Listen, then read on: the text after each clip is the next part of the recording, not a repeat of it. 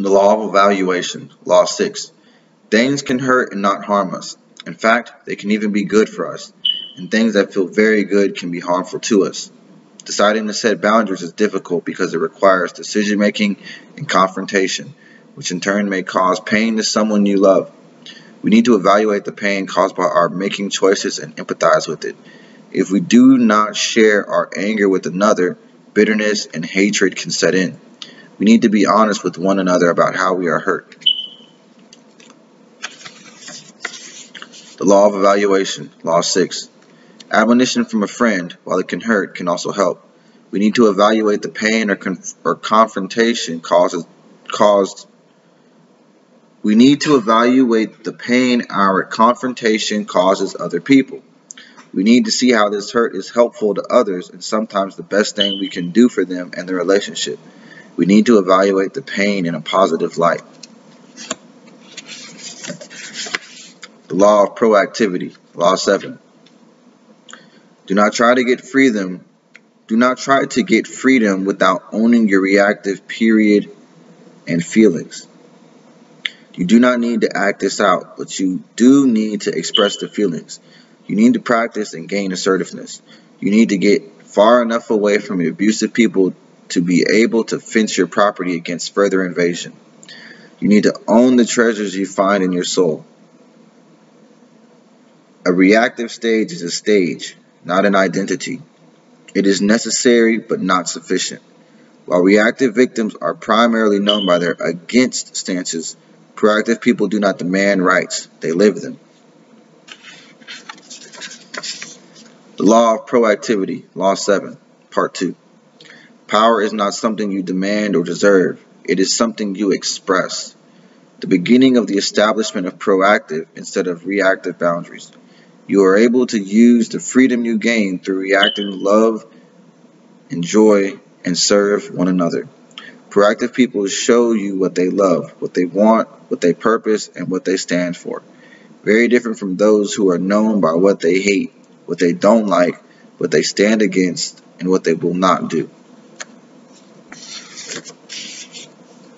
The law of proactivity, Law 7, Part 3. Emotionally, the reactive stance brings diminishing returns. You must react to find your own boundaries. It is crucial for victims of abuse to feel the rage and hatred of being powerless. Reaction phases are necessary but not sufficient. Victims need to get out of the powerless, victimized place in which they may have been forced by physical and sexual abuse, or by emotional blackmail and manipulation. We should herald their emancipation.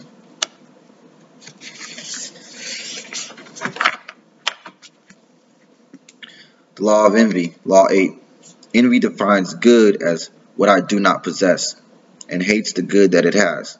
It guarantees that we will not get what we want and keep us perpetually insatiable and dissatisfied. The problem is that it focuses outside our boundaries onto others. Self-perpetuating cycle. We envy a person's character and personality instead of developing the gifts God has given us. Your envy should always be a sign to you that you are lacking something. At that moment, you should ask God to help you understand what you resent. Why? The law of envy, Law 8, Part 2. You should ask God to help you understand what you resent, why you do not have whatever you are envying, and whether you truly desire it. Ask Him to show you what you need to do to get there, or to give up the desire. The law of activity, Law 9. We will not shrink back passively. Our boundaries can only be created by our being active and aggressive, by our knocking, seeking, and asking. God wants us to preserve our soul. That is the role of boundaries. They define and preserve our property, our soul. Passive shrieking back is intolerable to God. When we understand how destructive it is to the soul, we can see why God does not tolerate it. The sin God rebukes is not trying and failing, but failing to try. Trying, failing, and trying again is called learning. God wants us to be assertive and active, seeking and knocking on the door of life.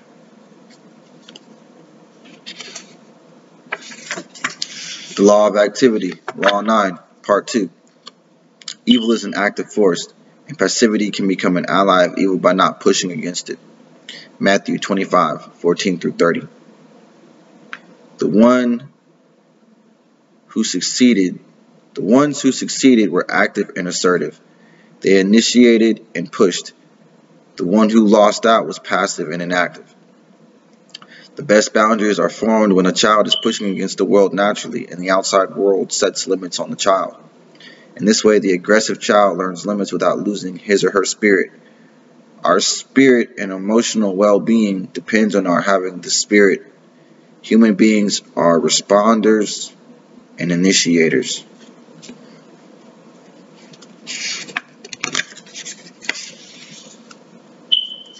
The law of exposure, Law 10. You do not exist in a vacuum.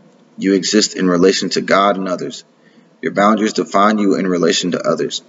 A boundary is a property line. It defines where you begin and end. The whole concept of boundaries has to do with the fact that we exist in relationship. Therefore, boundaries are really about relationship and finally about love.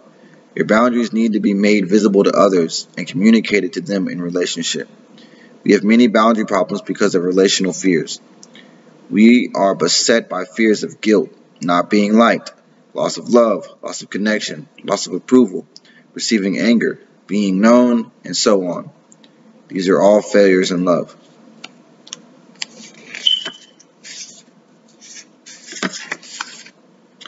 The law of exposure, Law 10, Part 2. God's plan is that we learn how to love. These relational problems can only be solved in relationships, for that is the context of the problems at themselves, the context of spiritual existence. These relational problems can only be solved in relationships, for that is the context of the problems themselves in the context of spiritual existence. Because of these fears, we try to have secret boundaries. We withdraw passively and quietly instead of communicating an honest no to someone we love. Instead of communicating an honest no to someone we love, we secretly resent instead of telling someone that we are angry about how they have hurt us. Often we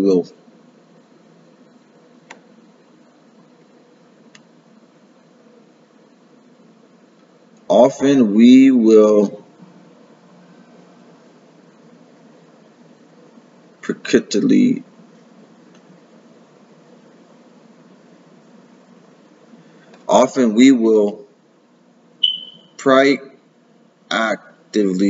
proactively endure the pain of someone's irresponsibility, instead of telling them how their behavior affects us and other loved ones. Information that will be helpful to their soul.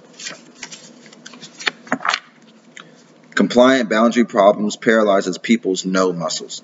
Whenever they need to protect themselves, the word catches in their throats. This happens for a number of different reasons. Fear of being seen as bad or selfish, fear of being unspiritual, fear of one's over-strict critical conscience. This last fear is actually experienced as guilt. Unproductive energy, fearful niceness, over-responsibility point to a core problem, suffering from severe difficulties in taking ownership of their life. Setting our own internal limits. We need to have spaces inside ourselves where we can have a feeling, an impulse, or a desire without acting it out. We need self-control without repression.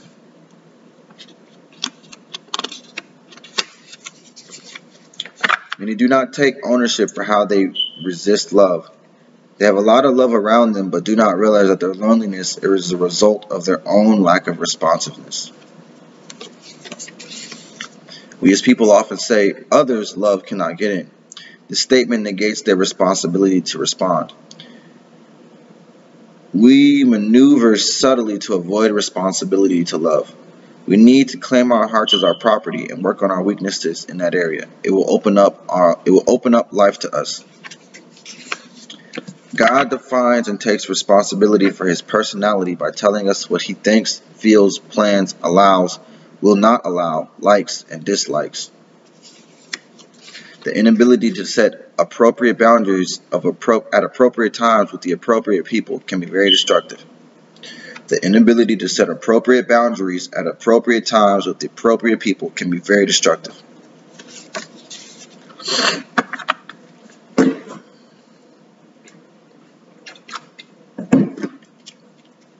Our ability to give and respond to love is our greatest gift.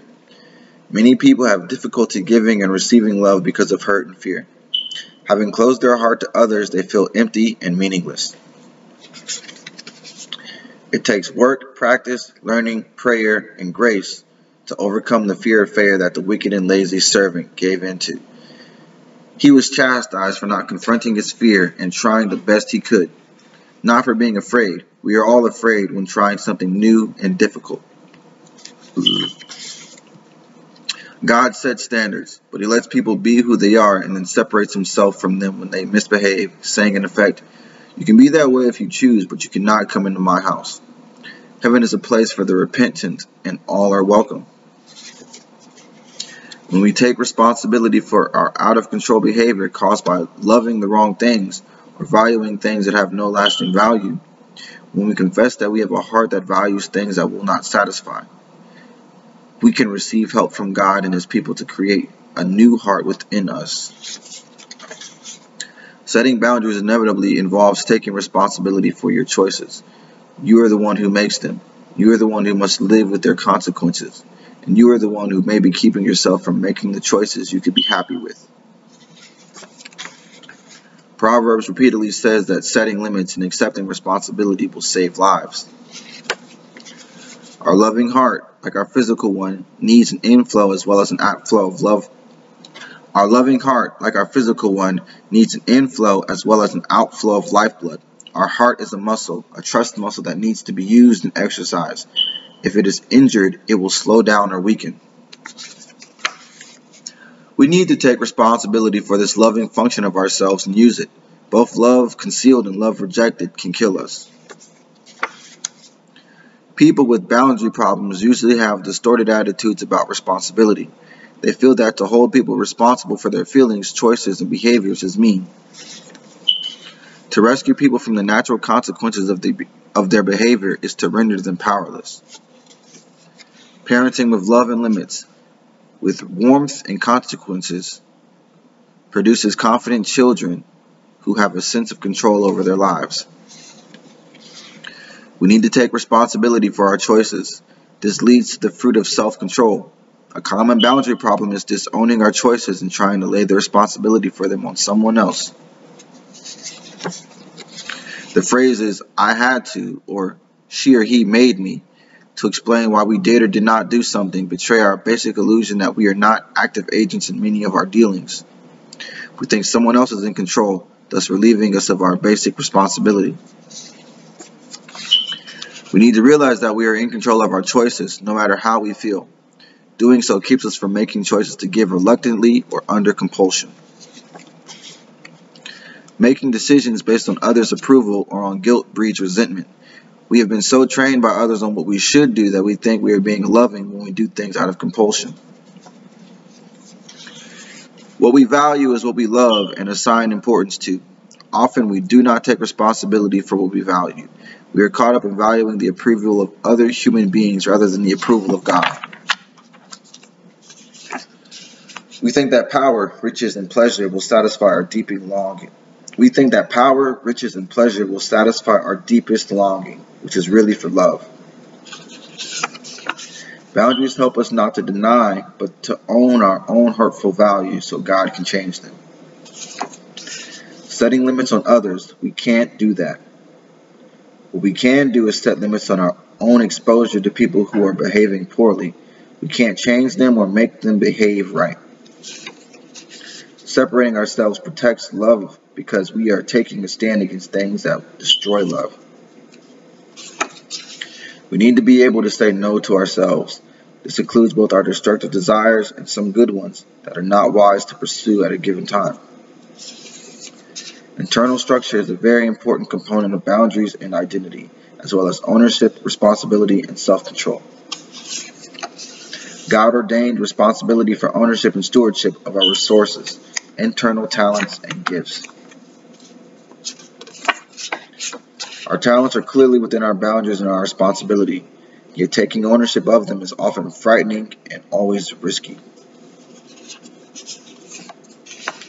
Not confronting our fear denies the grace of God and insults both His giving of the gift and His grace to sustain us as we are learning. Our minds and thoughts are important reflections of the image of God. Take captive every thought to make it obedient to Christ. We must own our own thoughts.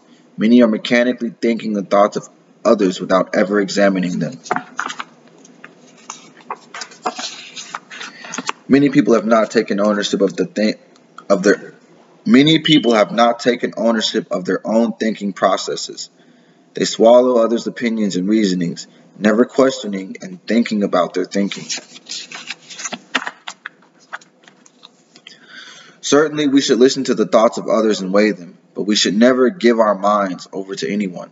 We are to weigh things for ourselves in the context of relationship, sharpening each other as iron, but remaining separate thinkers. We must grow in knowledge and expand our minds. One area is knowledge of God and His Word. My soul is consumed with longing for your love. My soul is consumed with longing for your laws at all times. Your statutes are my delight. They are my counselors. I'm learning about His world. In learning about His world, we obey the commandments to rule over the earth and all that is within it. We must learn about the world that He has given us to become wise stewards. We rarely see people as they really are. Our perceptions are distorted by past relationships and our own preconceptions of who we think we are.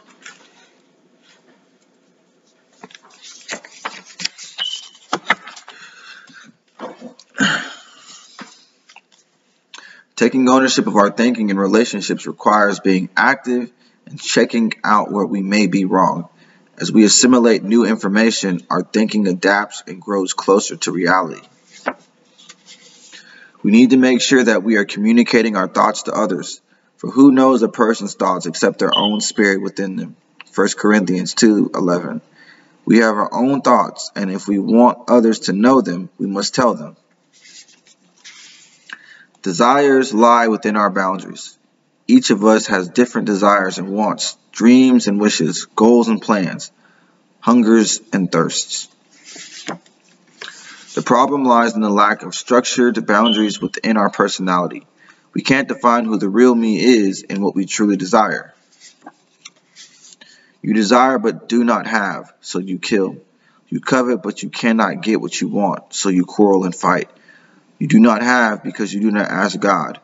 When you ask, you do not receive because you ask with wrong motives, that you may spend what you get on your pleasures. James 4:2-3. We are commanded to play an active role in seeking our desires. Philippians 2:12-13. Ecclesiastes 11:9. Matthew 7:7-11. We need to own our desires and pursue them to find fulfillment in life. The desire accomplished is sweet to the soul. Proverbs 13:19. When they open themselves up to support from others, they find that the abusive persons are not the only source of love. They can find the strength through their support system to set the limits they need to set. They are no longer alone. Fear of being alone keeps many in hurtful patterns for years. They are afraid that if they set boundaries, they will not have any love in their lives. 2 reasons why you need others to help with boundaries. Your most basic need in life is for relationship. People suffer much to have relationships. We need new input and teaching. We need support systems to help stand against the guilt that comes from the old tapes inside that tell them lies to keep them in bondage. They need support of others to stand against the old messages and the guilt involved in change. Boundaries are not built in a vacuum. Creating boundaries always involves a support network. We need to back up our boundaries with consequences. Consequences give some good barbed offenses. They let people know the seriousness of the trespass and the seriousness of our respect for ourselves. Our commitment to living according to helpful values is something we hold dear and will fight to protect and guard. We may be moved with compassion to give to someone in need, but then this person manipulates us into giving more than we want to give. They resent us for what they give when they give, not out of their heart and free will, but out of compliance. Neither one of us comes out ahead. Feelings play an enormous role in our motivation and behavior. People do ungodly things to one another because of hurt feelings. Feelings should neither be ignored nor placed in charge. Own your feelings and be aware of them. They can motivate you to do much good. Pity moved him to do good to the injured. Pity moved him to do good to the injured. Filled with compassion, threw his arms around him. Feelings come from our heart and can tell you the state of your relationships.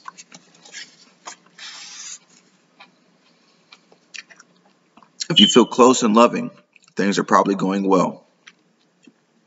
If you feel angry, you have a problem that needs to be addressed. Your feelings are your responsibility, and you must own them and see them as your problems so you can begin to find an answer to whatever issue they are pointing to.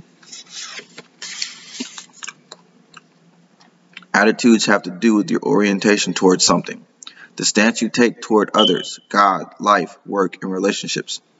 Beliefs are anything that you accept as true. Often we do not see an attitude or belief as the source of discomfort in our lives.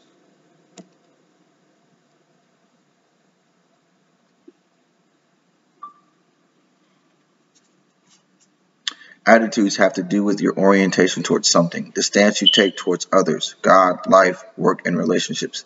Beliefs are anything that you accept as true. Often we do not see an attitude or belief as the source of discomfort in our life. We need to own our attitudes and convictions because they fall within our property line. We are the ones who feel their effect and the only ones who can change them. We learn attitudes very early in life. They play a big part in the map of who we are and how we operate. People who have never questioned their attitudes and beliefs can fall prey to the dynamic of holding on to human traditions. I always think of you first when I'm in a jam. You're so dependable, faithful, reliable. Learn to respond unquestioningly to this familiar voice.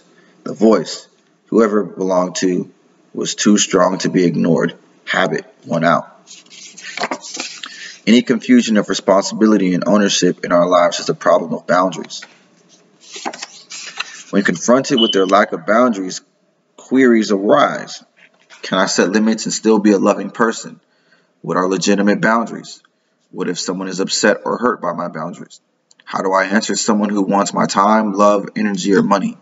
Why do I feel guilty or afraid when I consider setting boundaries? How do boundaries relate to mutual submission within a marriage? Aren't boundaries selfish? Depression, anxiety disorders, eating disorders, addictions, impulsive disorders, guilt problems, shame issues, panic disorders, and marital and relational struggles find their roots in conflicts with boundaries. Boundaries, what they are, what they protect, how they are developed, how they are injured, how to repair them, how to use them. Use boundaries appropriately to achieve the relationships and purposes that God intends for you as His child. Clarify some boundaries so His actions cause Him problems and not you. If you would define the property lines a little better, if you would fix the sprinkler system so that the water would fall on your lawn, and if He didn't water His own lawn, He would have to live in dirt. He might not like that after a while. Define your intangible boundaries and to recognize them as an ever-present reality that can increase your love and save your life. In reality, these boundaries define your soul and they help you to guard it and maintain it. Boundaries define us. They define what is me and what is not me. A boundary shows me where I end and someone else begins, leading me to a sense of ownership. Each heart knows its own bitterness and no one else can share its joy. Proverbs 14:10. We have to deal with what is in our soul, and boundaries help us define what that is. Our family and other past relationships confuse us about our parameters. In addition to showing us what we are responsible for, boundaries help us to define what is not our property. In addition to showing us what we are responsible for, boundaries help us to define what is not on our property and what we are not responsible for. We are not, for example, responsible for other people, nor are we commanded to have other control. Everyone has responsibilities that only he or she can carry. These things are our own particular load that we need to take daily responsibility for and work out. No one can do certain things for us. We have to take ownership of certain aspects of life that are our own load.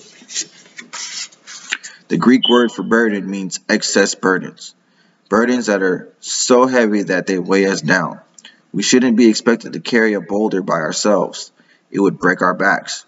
We need help with the boulders, those times of crisis and tragedy in our lives. The Greek word for load means cargo, or the burden of daily toil. The word describes the everyday things we all need to do. These loads are like knapsacks. Knapsacks are possible to carry. We are expected to carry our own. We are expected to deal with our own feelings, attitudes, and behaviors, as well as the responsibilities God has given to each one of us, even though it takes effort.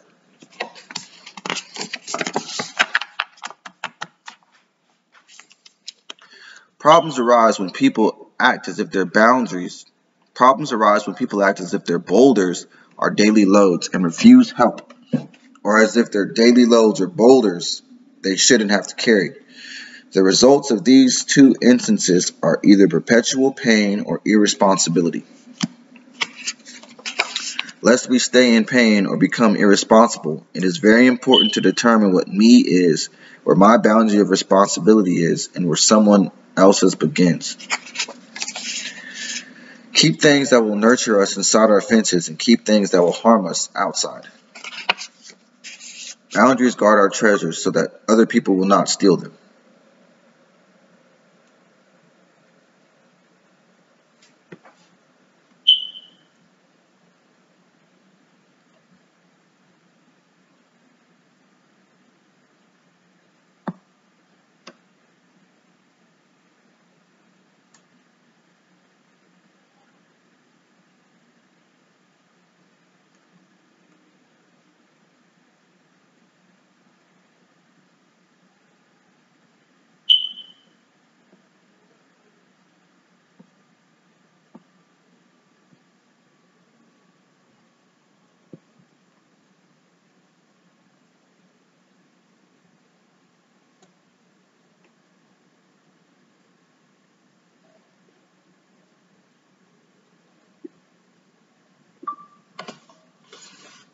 Boundaries guard our treasures so that other people will not steal them.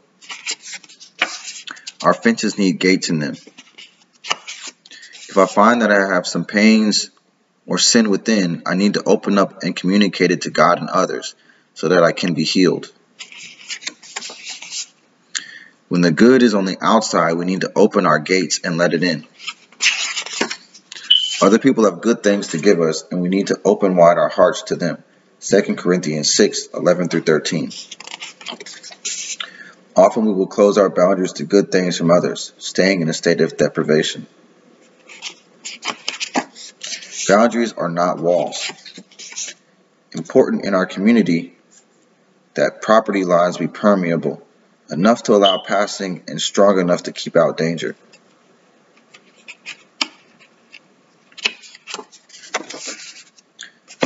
We need fences that are strong enough to keep the bad out and gates in those fences to let out the bad already in our soul and let the good in we desperately need. Concept of boundaries comes from the very nature of God. God gave us personal responsibility within limits. God confronts sin and allows consequences for behavior. God guards his house and will not allow evil things to go on there. God invites people in who will love him. God lets his love flow outward to them at the same time. Your physical self is the first way you learn that you are separate from others. Learn that you are different from the mother and father who cuddles you. Victims of physical and sexual abuse often have a poor sense of boundaries. We are taught that their property did not really begin at their skin. Others could invade their property and do whatever they wanted. Difficulty establishing boundaries later in life. In the spiritual world, fences are invisible. You can create good protective fences with your words. Basic boundary setting word is no. It lets others know that you exist apart from them and that you are in control of you. No is a confrontational word. Confront people we love saying, no, that behavior is not okay. I will not participate in that. No is also important in setting limits on abuse. People with poor boundaries struggle with saying no to the control, pressure, demands, and sometimes the real needs of others. They feel that if they say no to someone, they will endanger their relationship with that person, so they passively comply but inwardly resent. Sometimes the person is pressuring you to do something. Other times the pressure comes from your own sense of what you should do. If you can't say no to the external or internal pressure, you have lost control of your property and are not enjoying the fruit of self-control. Words define your property for others as you communicate your feelings, intentions, or desires. Words let people know where you stand and thus give them a sense of the edges that help identify you. I don't like when you yell at me. It gives people a clear message about how you conduct relationships and lets them know the rules of your yard. Knowing God's truth or knowing the truth about yourself, there is always safety in the truth. Many people live scattered and tumultuous lives trying to live outside of their own boundaries, not accepting and expressing the truth of who they are. Honesty about who you are gives you the biblical value of integrity or oneness.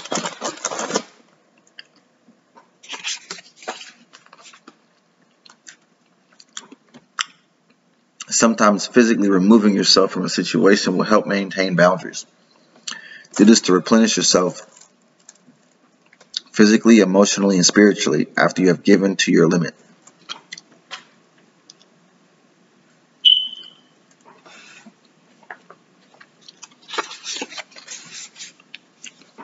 Remove yourself to get away from danger and put limits on evil.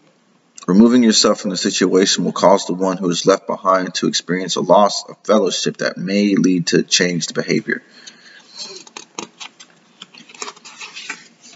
Limit togetherness for the sake of binding evil. Taking time off from a person or project can be a way of regaining ownership over some of the out-of-control aspects of your life. Taking time from a person or project can be a way of regaining ownership over some out-of-control aspect of your life. Adult children who have never spiritually and emotionally separated from their parents often need time away. They have spent their whole lives embracing and keeping and have been afraid to refrain from embracing and to throw away some of their outgrown ways of relating.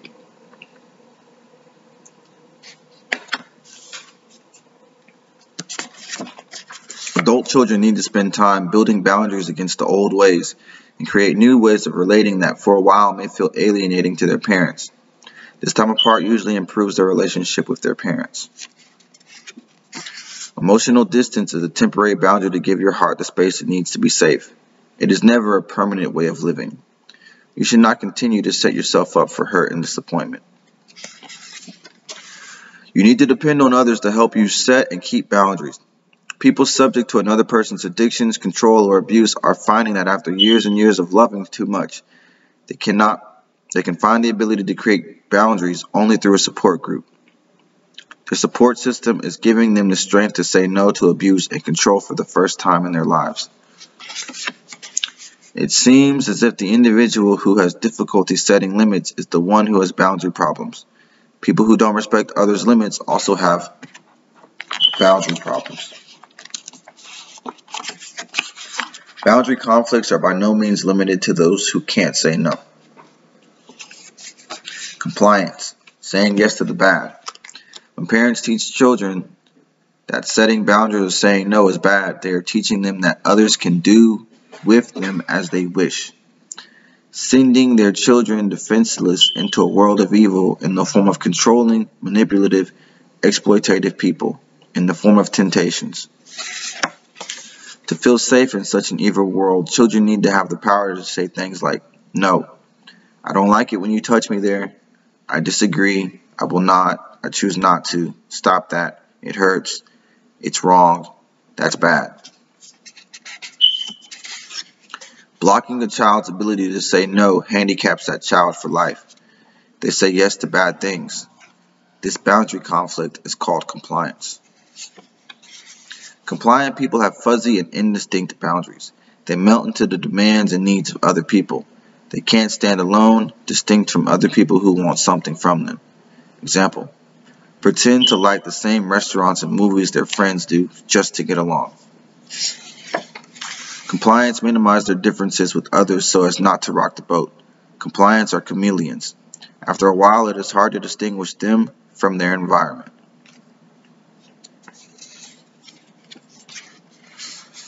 Compliant boundary problems paralyzes people's no muscles. Whenever they need to protect themselves, the word catches in their throats. This happens for a number of different reasons. Fear of hurting the other person's feelings, fear of abandonment and separateness, a wish to be totally dependent on another, fear of someone else's anger, fear of punishment, fear of being shamed. People who have an over-strict, critical conscience will condemn themselves for things God Himself doesn't condemn them for. As Paul says, since their conscience is weak, it is defiled. 1 Corinthians 8:7.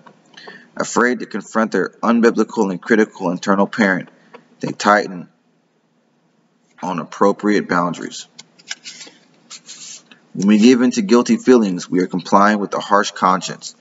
This fear of disobeying the harsh conscience translates into an inability to confront others, a saying yes to the bad because it would cause more guilt. Compliants take on too many responsibilities and set too few boundaries, not by choice, but because they are afraid. Avoidance, saying no to the good. Avoid opportunities for others to love themselves as they've been loved by them. Avoid opportunities for others to love themselves as they've been loved by them. The inability to ask for help, to recognize one's own needs, to let others in. Avoidance withdraw when they are in need. They do not ask for the support of others. Avoidance is a boundary problem. The struggle is a confusion of boundaries as walls. Boundaries are supposed to be able to breathe, like fences with gates that can let the good in and the bad out.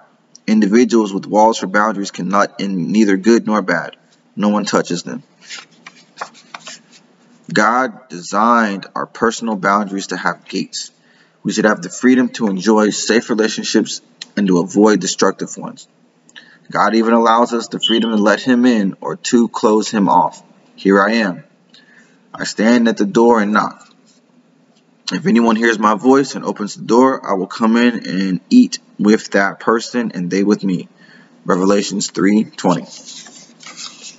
God has no interest in violating our boundaries so that He can relate to us.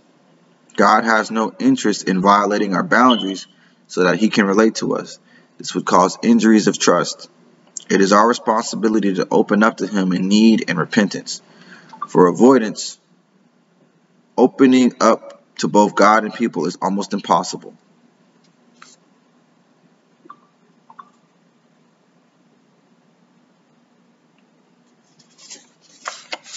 The impermeable boundaries of avoidance causes rigidity toward their God-given needs.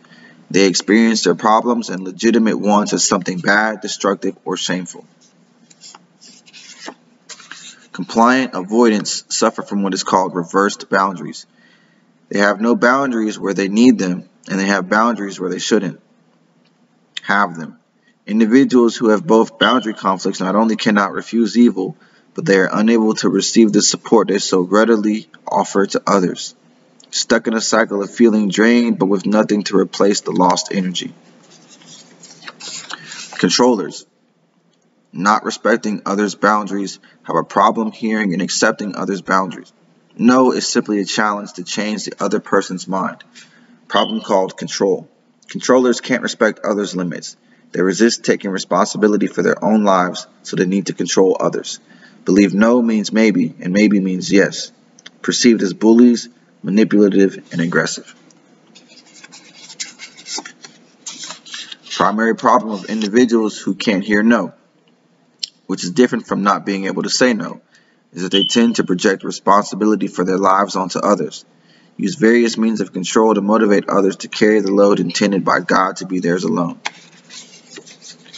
Controllers look for someone to carry their knapsacks, individual responsibilities, in addition to their boulders, crises, and crushing burdens. Aggressive controllers. These people clearly don't listen to others' boundaries. Sometimes verbally abusive, sometimes physically abusive. Most of the time, they simply aren't aware that others even have boundaries. No place for someone else's no. Aggressive controllers attempt to get others to change, to make the world fit their idea of the way life should be. They neglect their own responsibility to accept others as they are. Manipulative controllers, less honest than the aggressive controllers. Manipulators try to persuade people out of their boundaries. They talk others into yes. They indirectly manipulate circumstances to get their way. They seduce others into carrying their burdens. They use guilt messages. Only when the manipulative controller is confronted with his dishonesty can he take responsibility for it, repent of it, and accept his and others' limits. Manipulators deny their desires to control others. They brush aside their own self-centeredness. Caring for someone so that they will care back for us is simply an indirect means of controlling someone else. Compliant avoidants tend to be more manipulative than aggressive. When they need emotional support, they may do a favor for a friend.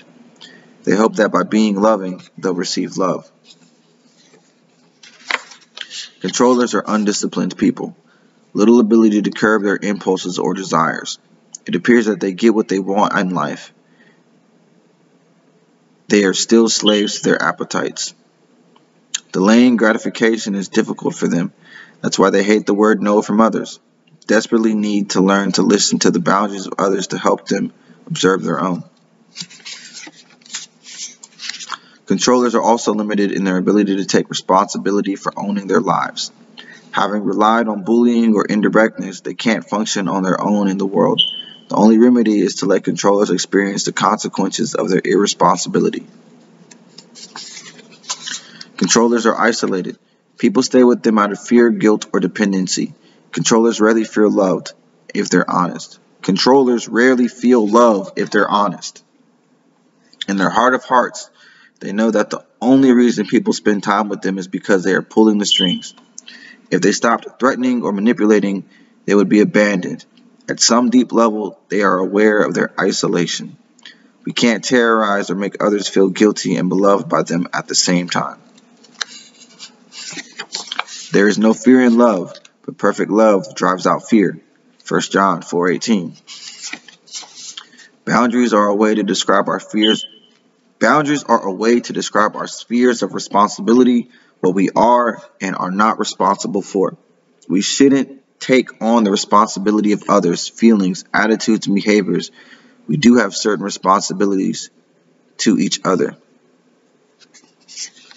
Non-responsives, not hearing the needs of others, termed non-responsiveness because of their lack of attention to the responsibilities of love. We are responsible to care about and help within certain limits others whom God places in our lives. To refuse to do so when we have the appropriate resources can be a boundary conflict. Non-responsives, those with a critical spirit towards others' needs, a projection of our own hatred of our needs onto others, a problem Jesus addressed in Matthew 7:1-5. They hate being incomplete in themselves. As a result, they ignore the needs of others. Those who are so absorbed in their own desires and needs, they exclude others, a form of narcissism. God wants us to take care of ourselves so we can help others without moving into a crisis ourselves. Don't look out only for your interests, but take an interest in others too. Philippians 2:4. Controlling non-responsives have a hard time looking past themselves. They see others as responsible for their struggles and are on the lookout for someone to take care of them. Gravitate towards someone with blurry boundaries who will naturally take on too many responsibilities and who won't complain about it. Compliant avoidants search for someone to repair. This keeps them saying yes and keeps them out of touch with their own needs. Controlling non-responsives search for someone to keep them away from responsibility.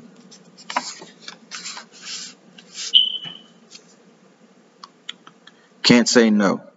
The compliant feels guilty and or controlled by others. Can't set boundaries. Can't say yes. The non-responsive sets boundaries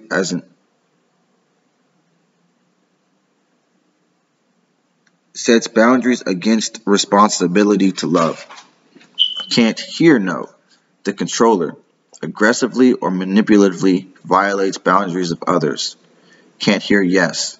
The avoidant sets boundaries against receiving care of others. Functional boundaries refers to a person's ability to complete a task, project, or job. It has to do with performance, discipline, initiative, and planning. Relational boundaries refers to the ability to speak truth to others with whom we are in relationship.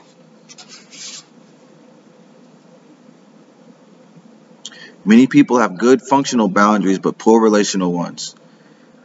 That is, they can perform tasks at quite high levels of competence, but they may not be able to tell a friend they don't like their chronic lateness. Reverse is also true.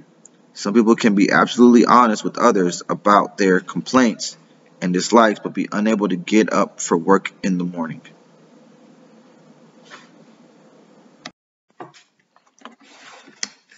Problems develop during early significant relationships. They were already a part of character structure. The past is your ally in repairing your present and ensuring a better future. Don't even try to start setting limits until you have entered into deep, abiding attachments with people who will love you no matter what. Our deepest need is to belong, to be in a relationship, to have a spiritual and emotional home. The very nature of God is to be in a relationship. God is love, says 1 John 4:16. Love means relationship, the caring, committed connection of an individual to another. We are built for relationship. Attachment is the foundation of the soul's existence. When we lack relationship, we have nowhere to go in a conflict. When the foundation is cracked, our faulty boundaries become impossible to develop. When we are not secure that we are loved, we are forced to choose between two bad options. We set limits and risk losing a relationship. We don't set limits and remain a prisoner to the wishes of another. Mom and dad need to provide a consistent, warm, loving, and predictable emotional environment for him or her. Bonding takes place when the mother responds to the needs of the child, the needs for closeness, for being held, for food, and for changing. As baby experiences needs and the mother's positive responses to those needs, he or she begins to internalize or take in an emotional picture of a loving, constant mother. The inability to say no to the bad is pervasive. Not only does it keep us from infusing evil in our lives, it often keeps us from recognizing evil. Many compliants realize too late that they're in a dangerous or abusive relationship. Their spiritual and emotional radar is broken. They have no ability to guard their hearts. Many people are too quick to trust someone in the name of forgiveness, to continue to open yourself up emotionally to an abusive or addicted person without seeing true change is foolish. Forgive but guard your heart until you see sustained change. You will reap what you sow. You either define yourself in a relationship, you will reap what you sow. You either define yourself in relation to that reality or continue to get injured if you try to go against it. Parents need to stay attached and connected to their children even when they disagree with them. That doesn't mean they shouldn't get angry. It means they shouldn't withdraw. The ultimate goal of mothers being there is a state called emotional object constancy. Refers to child's having an internal sense of belonging and safety, even away from the presence of the mother. All these experiences of constant loving pay off in a child's inner sense of security and has been built in. God's plan for us is to be loved enough by Him and others, not to feel isolated, even when we're alone. Bonding is the prelude. As children learn to feel safe and at home with their primary relationships, they are building good foundations to withstand the separateness and conflict that comes with boundary development. Separation and individuation. Separation refers to the child's needs to perceive himself as distinct from mother, a not me experience. Individuation describes the identity the child develops while separating from mother. It's a me experience. You can't have me until you first have not me. You must first determine who you aren't before you discover the true, authentic aspects of your God-given identity. The separation, individuation process isn't a smooth transition into a person. 3 phases are critical to developing healthy boundaries in childhood: hatching, practicing, and rapprochement. Women who have never really hatched themselves long for nothing but closeness, neediness, and dependency from their baby, significant other as they age. It's especially hard for them. Don't enjoy the separating part of mothering. Anger is a friend. It was created by God for a purpose, to tell us that there's a problem that needs to be confronted. A way for children to know that their experience is different from someone else's. Ability to use anger to distinguish between self and others is a boundary. Children who can appropriately express anger are children who will understand later in life when someone is trying to control or hurt them. Being created in God's image means having ownership or stewardship. We are given stewardship over our time, energy, talents, values, feelings, behavior, money, and all the other things inside around our boundaries. Without a mind, we have no sense of responsibility to develop, nurture, and protect these resources. Without a mind, we have no self to give to God and His kingdom. Children desperately need to know that mine, my, and me aren't swear words. The second task facing parents of children in rapprochement is that of helping the child respect others' boundaries. Boundary construction should have mastered the following tasks: the ability to be emotionally attached to others, yet without giving up a sense of self and one's freedom to be apart. The ability to say appropriate no's to others without fear of loss of love. The ability to take appropriate no's from others without withdrawing emotionally. Adolescent years are a reenactment of the first years of life. They involve more mature issues such as sexuality, gender identity, competition, and adult identity. Young adult suffers loss of structure during this period.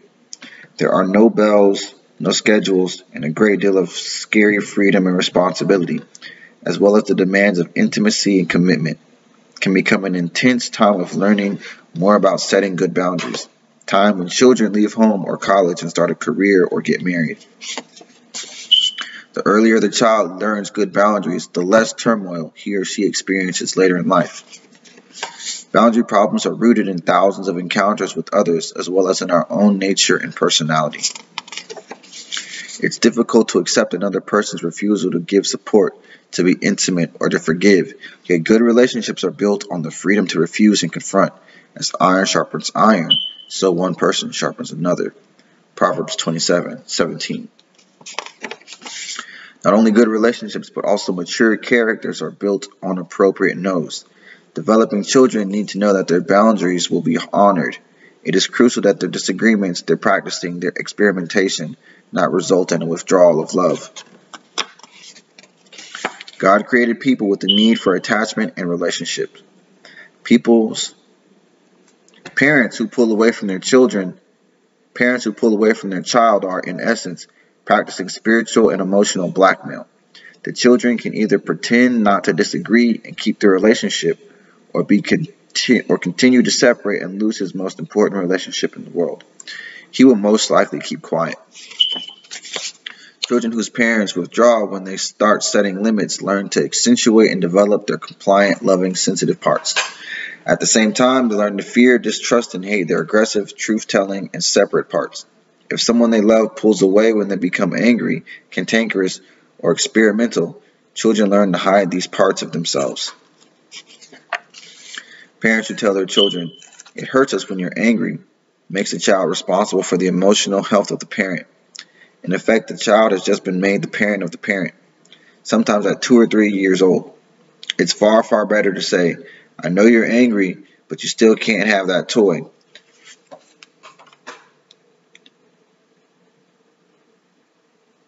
And then take your hurt feelings to a spouse, friend, or the Lord. By nature, children are omnipotent. A parent's emotional withdrawal can be subtle, a hurt tone of voice, long silences for no reason, or it can be overt, crying spells, illness, yelling. Children of parents like these grow up to be adults who are terrified that setting boundaries will cause severe isolation and abandonment. Boundary injury. Parents' hostility against boundaries. The parent becomes angry at the child's attempt at separating from him or her. Hostility can emerge in the form of angry word, physical punishment, or inappropriate consequences. Some parents will say to the child, "You will do what I say." Fair enough. God meant for parents to be in charge of children, but then they'll say, "And you'll like doing it." This makes a child crazy because it is a denial of the separate soul of the child. To make the child like it is to pressure the child into becoming a people pleaser, not a God pleaser. Examples of boundaries: skin, words, truth, geographical distance, time, emotional distance, other people, consequences. Within our boundaries: feelings, attitudes and beliefs, behaviors, choices, values, limits, resources and gifts, thoughts, desires, love.